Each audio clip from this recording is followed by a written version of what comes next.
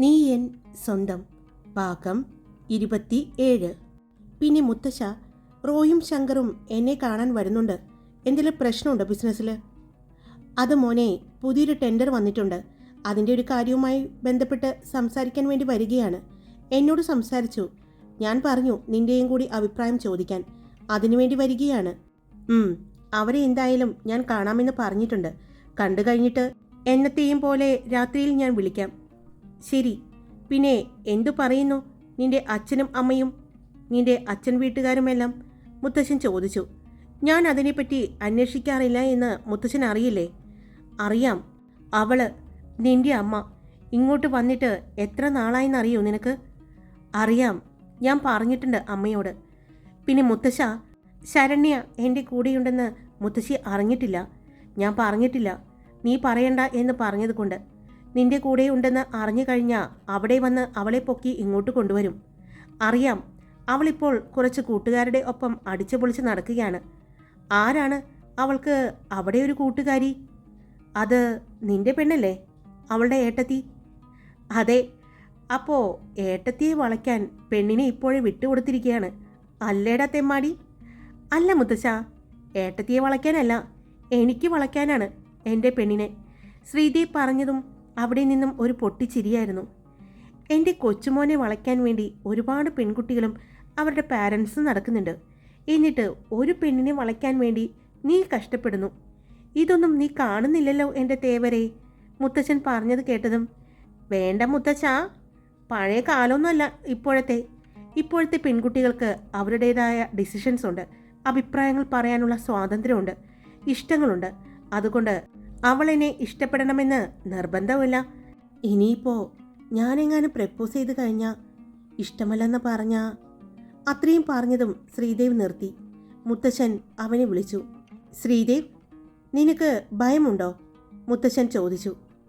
ഭയമല്ല മുത്തശ്ശ, ഈ കുറച്ച് ദിവസം കൊണ്ട് തന്നെ ഞാൻ അവളെ ഇഷ്ടപ്പെട്ട് തുടങ്ങിയിരിക്കുന്നു.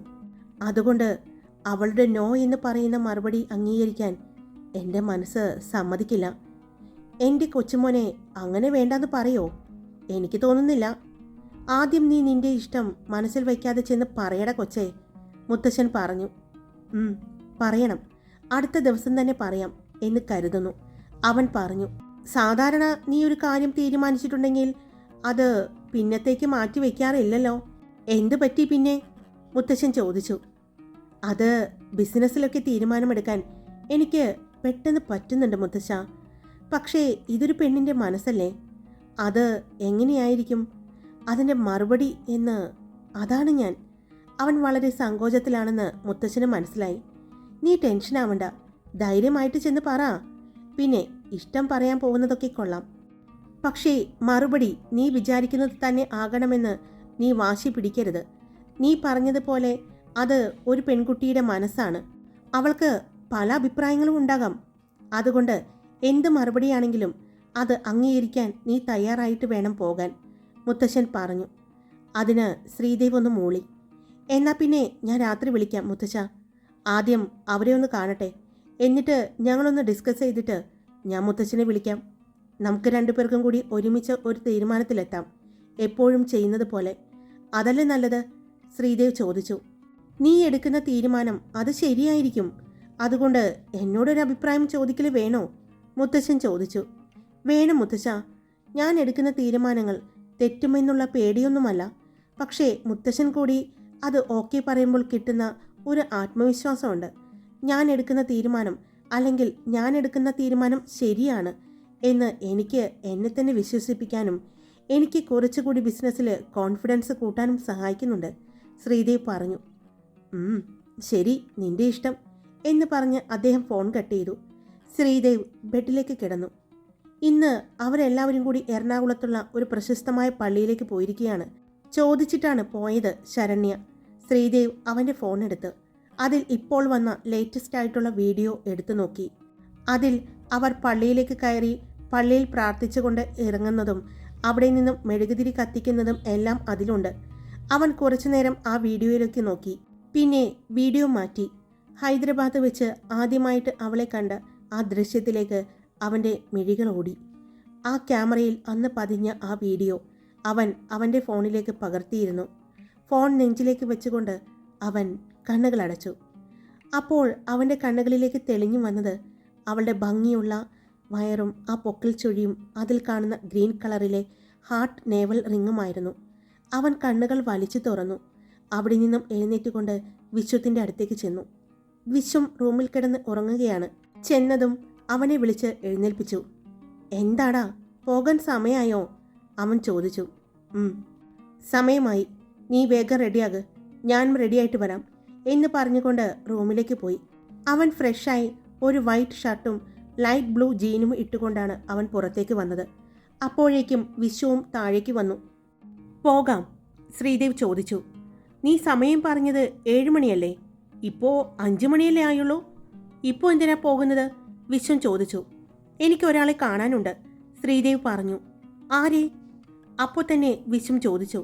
അതൊക്കെ പറയാം, നീ കാർ എടുക്ക് എന്ന് പറഞ്ഞ് അവൻ കാറിലേക്ക് കയറി.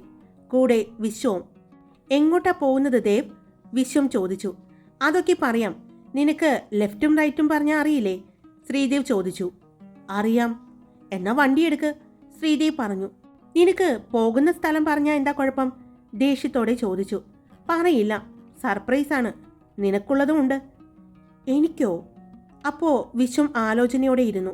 നീ ആലോചിക്കണ്ട, വണ്ടി എടുക്ക്, ശ്രീദേവ് പറഞ്ഞു. പിന്നെ ഒന്നും ആലോചിക്കാതെ അവൻ വണ്ടിയെടുത്തു. ശ്രീദേവ് പറഞ്ഞു കൊടുക്കുന്ന വഴിയിലൂടെ വണ്ടിയെടുത്തു. ബ്ലോക്കിൽ കിടക്കുമ്പോഴെല്ലാം ശ്രീദേവ് മാസ്ക് വയ്ക്കുന്നുണ്ടായിരുന്നു. അങ്ങനെ അവർ എറണാകുളത്തെ പ്രശസ്തമായ ഒരു പള്ളിയിലെത്തി. ഇങ്ങോട്ട് വരാനായിരുന്നോ? അതെ, ഇവിടെ നമുക്ക് കാണേണ്ട 2 പേരുണ്ട് എന്ന് പറഞ്ഞ് ശ്രീദേവ് വണ്ടി പാർക്കിങ്ങിലേക്ക് ഇടാൻ പറഞ്ഞു. വണ്ടിയിൽ ഇരുന്നു കൊണ്ട് ഒരു ജാക്കറ്റും എടുത്തിട്ടുകൊണ്ട് മാസ്കും വെച്ച് ഒരു ക്യാപ്പും വെച്ചുകൊണ്ട് അവൻ പുറത്തേക്കിറങ്ങി. അവൻ ഇറങ്ങുന്നത് കണ്ടതും എങ്ങോട്ടാ പോകുന്നത് എന്ന് ചോദിച്ചുകൊണ്ട് വിശ്വവും ഒരു മാസ്കും ക്യാപ്പും വെച്ചുകൊണ്ട് ഇറങ്ങി. ശ്രീദേവ് മൊബൈലിൽ നോക്കിക്കൊണ്ടാണ് നടക്കുന്നത്. അവനിടയ്ക്ക് നടക്കുന്ന ഭാഗത്തേക്കും ചുറ്റും എല്ലാം നോക്കുന്നുണ്ട്. കുറച്ച് മുന്നിലേക്ക് നടന്നു. പള്ളിയുടെ അകത്തേക്ക് കയറിയപ്പോഴേ കണ്ടു അവിടെയുള്ള ബെഞ്ചിലിരിക്കുന്ന ദക്ഷയെയും കൂട്ടരെയും. പെട്ടെന്ന് എന്തോ പറയാൻ വന്ന വിശ്വം ശ്രീദേവൻ നോക്കുന്ന സ്ഥലത്തേക്ക് നോക്കിയപ്പോഴാണ് അവിടെ ദക്ഷയും കൂട്ടരും ഇരിക്കുന്നത് കാണുന്നത്. അവരെ നോക്കിക്കഴിഞ്ഞ് ഒരു അമ്പരപ്പോടെ അവൻ ശ്രീദേവിനെ നോക്കി. നീ ഇപ്പോൾ പറയാൻ പോവുകയാണോ അവളോട് നിന്റെ ഇഷ്ടം? വിശ്വം ചോദിച്ചു. ഇല്ല, ഇപ്പോൾ ഇല്ല, പക്ഷേ താമസിയാതെ പറയും. നമുക്ക് അവരുടെ അടുത്തേക്ക് ചെല്ലാം എന്ന് പറഞ്ഞ് ശ്രീദേവ് നടന്നതും പെട്ടെന്ന് വിശ്വം അവൻ്റെ കയ്യിൽ പിടിച്ചു. അത് വേണോ? ആളുകളൊക്കെ വന്നു തുടങ്ങിയിട്ടുണ്ട്. പ്രാർത്ഥന നടക്കാൻ പോകുന്ന സമയമാണെന്ന് തോന്നുന്നു. ഇന്ന് വെള്ളിയാഴ്ചയല്ലേ? വിശ്വം പറഞ്ഞു. നീ വാ, നമുക്ക് അവരെയും കൊണ്ട് പുറത്തേക്ക് പോകാം എന്ന് പറഞ്ഞ് ശ്രീദേവ് വേഗം അവരുടെ അടുത്തേക്ക് നടന്നു. ശ്രീദേവ് ദക്ഷയുടെ അടുത്തെത്തിയതും ദക്ഷ തിരിഞ്ഞു നോക്കി.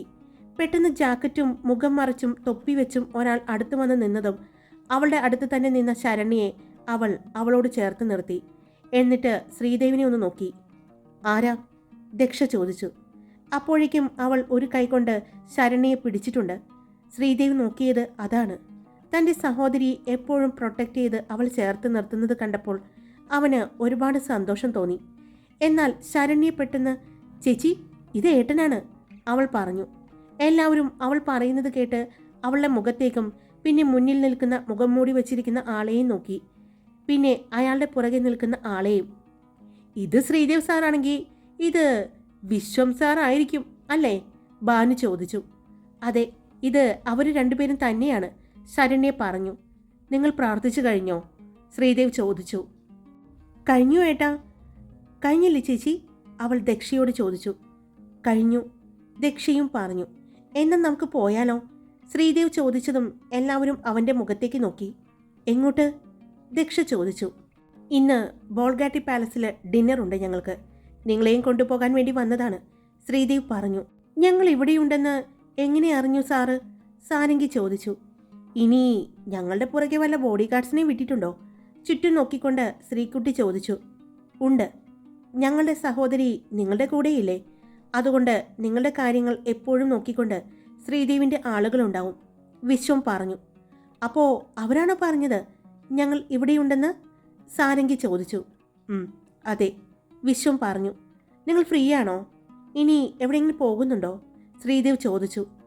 ഇല്ല, ഞങ്ങൾ വൈകിട്ട് പരിപാടിയൊന്നും പ്ലാൻ ചെയ്തിട്ടില്ല, ശ്രീകുട്ടിയാണ് പറഞ്ഞത്. എന്നാ പിന്നെ ഞങ്ങളുടെ ഒപ്പം കൂടുന്നോ? ശ്രീദേവ് ചോദിച്ചു. ഞങ്ങൾ വരുന്നില്ല സാർ. വേണമെങ്കിൽ ശരണ്യയെ കൊണ്ടുപോയിക്കോളൂ. അവൾ അവിടെ കണ്ടിട്ടുണ്ടാകില്ല, ദക്ഷ പറഞ്ഞു. ഞാനില്ല, നിങ്ങളുണ്ടെങ്കിൽ ഞാൻ പോകൂ. അവിടെ ചെന്ന് പോസ്റ്റായിട്ടിരിക്കാൻ എന്നെക്കൊണ്ട് പറ്റില്ല. സാറ് എന്തെങ്കിലും മീറ്റിംഗായിട്ട് പോവുകയാണോ? അല്ലെങ്കിൽ ഡിന്നർ കഴിക്കാൻ പോകുന്നതാണോ? Dinner കഴിക്കാനാണെങ്കിൽ കൊണ്ടുപോയിക്കോളൂ sir. അല്ലേ മീറ്റിങ്ങിനാണെങ്കിൽ ഞാൻ രാത്രി ഇവളെ എത്തിക്കാം വീട്ടിൽ, ദക്ഷ പറഞ്ഞു. അതെന്താ, ഞങ്ങളുടെ കൂടെ ഇന്ന് ഡിന്നർ കഴിക്കാൻ വന്നാൽ? വീട്ടിൽ നിന്നും പെർമിഷൻ വാങ്ങണമെങ്കിൽ ഞാൻ വാങ്ങാം, ശ്രീദേവ് പറഞ്ഞു.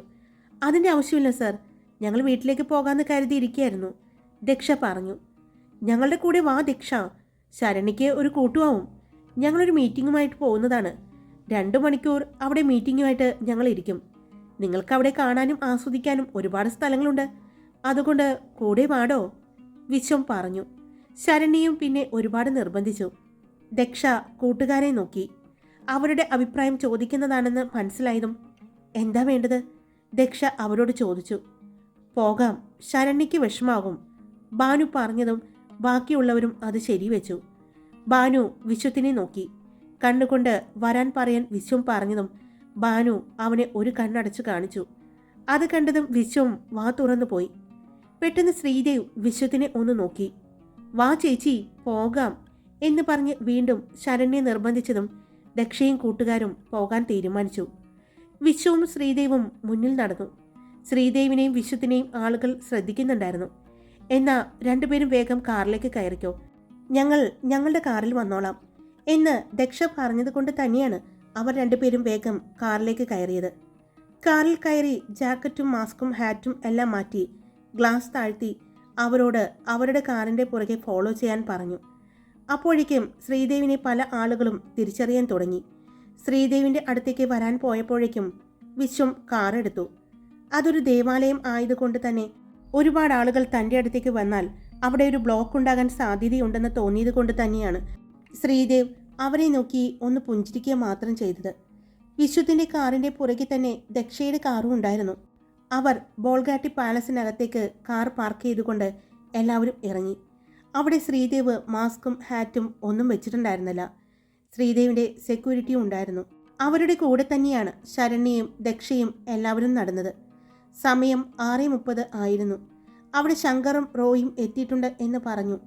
ഞങ്ങൾ അങ്ങോട്ട് വരാം എന്ന് പറഞ്ഞ് ശ്രീദേവും വിശ്വവും നടന്നത്. അവരുടെ പുറകെ തന്നെ ശരണ്യയും ദക്ഷയും എല്ലാവരും ഉണ്ടായിരുന്നു. അവരെല്ലാവരും ഒരു ടേബിളിനടുത്തേക്ക് ചെന്നു. അവരുടെ കൂടെ തന്നെ ശ്രീദേവും വിശ്വവും ഇരുന്നു. ദക്ഷയുടെ അടുത്തായി തന്നെ ശ്രീദേവിനെ ഇരുത്താൻ വിശ്വം ശ്രദ്ധിച്ചു. ഭാനുവും അതിന് സപ്പോർട്ട് ചെയ്തു. എല്ലാവരും കഴിക്കാൻ ജ്യൂസ് മതിയെന്ന് പറഞ്ഞത് കൊണ്ട് തന്നെ ജ്യൂസാണ് ഓർഡർ ചെയ്തത്. അവരുടെ കൂടെ തന്നെ സംസാരിച്ചുകൊണ്ട് ശ്രീദേവും വിശ്വവും ഇരുന്നു. കുറച്ചു മാറി ഇരുന്ന് റോയും ശങ്കറും അവരെ കണ്ടതും അവരുടെ അടുത്തേക്ക് വന്നു. ഹായ് റോയ് ചേട്ടാ, ശങ്കർ ചേട്ടാ എപ്പോഴാ വന്നേ? അവനെ കണ്ടതും ശരണ്യ ചോദിച്ചു. ഞങ്ങൾ കുറച്ചു മുമ്പ് എത്തിയതേയുള്ളൂ. എന്തുണ്ട് വിശേഷം? നിനക്ക് സുഖാണോ? റോയ് ശരണ്യയുടെ തലയിൽ കൊട്ടിക്കൊണ്ട് ചോദിച്ചു. ഇതൊക്കെ ആരാണ്? റോയും ശങ്കറും ദക്ഷയും കൂട്ടരെയും നോക്കിക്കൊണ്ട് ചോദിച്ചു. ഇത് ദയയുടെ സിസ്റ്ററാണ് ദക്ഷ. ഇത് അവരുടെ കൂട്ടുകാരാണ്. ഇവർ ഹൈദരാബാദ് ഫാഷൻ ഡിസൈനിങ് പഠിക്കുകയാണ്. അവിടെ ദയയുമായിട്ട് ഒരു ഷൂട്ടുണ്ടായിരുന്നു. എനിക്ക് ഷൂട്ടിംഗ് സെറ്റിൽ വെച്ച് വന്ന് പരിചയപ്പെട്ടതാണ്. ഇപ്പോൾ ശരണ്യയ്ക്ക് ഞങ്ങളെയൊന്നും വേണ്ട, ഇവരെ മതി. ഇവരുടെ കൂടെ തന്നെയാണ് ശരണ്യ, വിശ്വം പറഞ്ഞു. അതിന് ആൻറ്റി അങ്കിളെല്ലാം സമ്മതിച്ചോ? റോയ് ആകാംക്ഷയോട് ചോദിച്ചു. പിന്നെ സമ്മതിച്ചു. സമ്മതിപ്പിച്ചു എടുത്തു എന്ന് പറയുന്നതായിരിക്കും ശരി, അല്ലേടി മോളെ? ശരണ്യയെ നോക്കിക്കൊണ്ട് വിശ്വം ചോദിച്ചു. അല്ലാതെ പിന്നെ, ഈ വെക്കേഷന് ഞാൻ അവിടെ നിന്നാ എനിക്ക് ഭ്രാന്ത് പിടിച്ചേനെ. ഇവിടെ ഇപ്പോൾ എത്ര ഹാപ്പിയാണെന്നറിയോ ഞാൻ, ശരണ്യ പറഞ്ഞു. അവളുടെ വാക്കുകളിലും മുഖത്തെയും സന്തോഷം റോയ്ക്കും ശങ്കറിനും മനസ്സിലാകുന്നുണ്ടായിരുന്നു. നിങ്ങളിരിക്കെ, നമുക്ക് ഓരോ ജ്യൂസ് കുടിച്ചിട്ട് പിന്നെ സംസാരിക്കാം, ശ്രീദേവ് പറഞ്ഞതും 2 ചെയർ കൂടി അങ്ങോട്ട് ഇട്ടുകൊണ്ട് അവരുടെ അടുത്ത് റോയും ശങ്കറും കൂടി. പിന്നെ പരസ്പരം പരിചയപ്പെടുത്തലും അങ്ങോട്ടും ഇങ്ങോട്ടും സംസാരവുമായി അവർ പെട്ടെന്ന് തന്നെ എല്ലാവരുമായി കൂട്ടായി. എന്തായാലും ശരണ്യമോളുടെ സെലക്ഷൻ മോശമായിട്ടില്ല, അടിപൊളിയായിട്ടുണ്ട് എല്ലാവരും. അത് ശരിയാ, അടിപൊളിയാണ്. ഇവരുടെ കൂടെ കൂടിയാ എവിടെ നിന്നാണ് അടി വരുന്നത് എന്ന് മാത്രം നോക്കിയാൽ മതി, വിശ്വം പറഞ്ഞു. അതൊക്കെ ഇപ്പോഴല്ലേ നടക്കൂ. ശങ്കർ ചോദിച്ചു. അല്ലാതെ പിന്നെ പറഞ്ഞു കൊടുക്ക് ചേട്ടാ, ഇങ്ങേർക്ക് എന്ത് പറഞ്ഞിട്ട് ഒരു കാര്യമില്ല. ഇപ്പോഴും 80കളിൽ നിന്നും ബസ് കിട്ടിയിട്ടില്ല ഈ മനുഷ്യന്. എന്നിട്ട് എങ്ങനെയാണോ ഇങ്ങേരൊരു ഡയറക്ടറായത്? ഭാനു പറഞ്ഞതും നിനക്ക് എന്താടി കുഴപ്പം? ഞാൻ എങ്ങനെയാണ് ഡയറക്ടറായതെന്ന് നിനക്കറിയണോ എന്ന് ചോദിച്ചുകൊണ്ട് വിശ്വം എഴുന്നേക്കാൻ പോയതും താൻ ഡയറക്ടറായത് എങ്ങനെയാണെന്ന് എനിക്കറിയാം. ഈ ശ്രീദേവ് സാർ ഉള്ളത് കൊണ്ട് മാത്രമാണ് താൻ നല്ല ഡയറക്ടറായത്. ഭാനുവും വിട്ടുകൊടുക്കാതെ പറയുന്നുണ്ട്. മിണ്ടാതിരിക്കുന്ന പറഞ്ഞ് ഭാനുവിനെ എല്ലാവരും പിടിച്ചു വയ്ക്കാൻ നോക്കുന്നുണ്ടെങ്കിലും അവൾക്ക് ദേഷ്യം വന്നാൽ പിന്നെ ഒരു വിറയലാണ്. അവളെ പിന്നെ പിടിച്ചാൽ കിട്ടില്ല എന്ന് എല്ലാവർക്കും അറിയാം. അവർ തമ്മിലുള്ള വഴക്കുകൂടുതൽ കണ്ട് ഞെട്ടി നിൽക്കുകയാണ് ശങ്കറും റോയും. എന്നാൽ ഇതൊക്കെ ഞങ്ങൾ കണ്ടിട്ടുണ്ടെന്നുള്ള ഭാവത്തിലായിരുന്നു ബാക്കി എല്ലാവരും, പ്രത്യേകിച്ച് ശ്രീദേവ് ഒഴിച്ച്. കാരണം ശ്രീദേവിനറിയാം അവന് അവളെ ഇഷ്ടമാണെന്ന്. അതുകൊണ്ട് തന്നെ അവരുടെ വഴക്ക് ഒരു പുഞ്ചിരിയോടെയാണ് ശ്രീദേവ് കേട്ടിരുന്നത്. എന്നാൽ ഇടയ്ക്കിടയ്ക്ക് അവൻ്റെ ശ്രദ്ധ ദക്ഷയിൽ പോകുന്നുണ്ട്. ദക്ഷ ഭാനുവിനെ പിടിച്ചു വയ്ക്കാൻ നോക്കുമ്പോൾ പറ്റാതെ വരുന്നതും, അവൾ തല കുമ്പിട്ട് ഇരിക്കുന്നതും, തലയിൽ കൈവച്ചുകൊണ്ട് ഇരിക്കുന്നതും, പിന്നെ ഇടയ്ക്കിടെ തല ഉയർത്തി നോക്കുന്നതും, അവരുടെ വഴക്ക് തീർന്നിട്ടില്ല എന്നറിയുമ്പോൾ വീണ്ടും തല കുനിച്ച് ഇരിക്കുന്നതും, ഇടയ്ക്ക് ചെവി പൊത്തിപ്പിടിച്ചിരിക്കുന്നതും എല്ലാം ശ്രീദേവ് ശ്രദ്ധിക്കുന്നുണ്ടായിരുന്നു. അല്പസമയം കഴിഞ്ഞതും രണ്ടുപേരുടെയും തൊണ്ടയിലെ വെള്ളം വറ്റിയതുപോലെ രണ്ടുപേരും ഇരുന്നു. ദക്ഷ ഒരു ഗ്ലാസ് വെള്ളം എടുത്ത് ഭാനുവിനും ഒരു ഗ്ലാസ് വെള്ളം വിശ്വത്തിനും കൊടുത്തു. രണ്ടുപേരും വെള്ളം കുടിച്ച് ആശ്വാസത്തോടെ ഇരിക്കുന്നത് കണ്ടതും നിങ്ങൾക്ക് രണ്ടുപേർക്കും എന്തിൻ്റെ കുഴപ്പമാണ്? സാരംഗി ചോദിച്ചു. നമ്മളെപ്പോഴാ അടി മേടിച്ചു കൊടുത്തത് ഇയാൾക്ക്? എപ്പോൾ കണ്ടാലും അയാൾ എൻ്റെ മെക്കിട്ട് കയറാൻ വരും. ഭാനു പറഞ്ഞു. നീയും മോശമൊന്നുമല്ല, സാരംഗി പറഞ്ഞു. അതെ, ഇനി എല്ലാം കൂടി എൻ്റെ മേത്തേക്ക് കയറ് എന്ന് പറഞ്ഞുകൊണ്ട് ഗർവിച്ചുകൊണ്ട് ഭാനു ഇരുന്നു. എന്നാൽ ഇടം കണ്ണിട്ട് വിശ്വം ഭാനുവിനെ ശ്രദ്ധിക്കുന്നുണ്ട്. അവളുടെ മുഖം കണ്ടപ്പോൾ അവൻ്റെ ചുണ്ടിലും മനോഹരമായ ഒരു പുഞ്ചിരി ഉണ്ടായിരുന്നു. അത് ശ്രീദേവ് വ്യക്തമായി കാണുകയും ചെയ്തു. ഹായ്, എല്ലാവരും സുഖമായിട്ടിരിക്കുന്നോ? ഞാൻ സുഖമായിട്ടിരിക്കുന്നു. അപ്പോൾ സ്റ്റോറി ഇട്ടിട്ടുണ്ടേ. ഇഷ്ടപ്പെട്ടാൽ ലൈക്ക് ചെയ്യാനും കമൻറ്റ് ചെയ്യാനും സബ്സ്ക്രൈബ് ചെയ്യാതെ കേൾക്കുന്നുണ്ടെങ്കിൽ സബ്സ്ക്രൈബ് ചെയ്യാനും മറക്കരുത് കേട്ടോ. Love you all. It's me Karthika.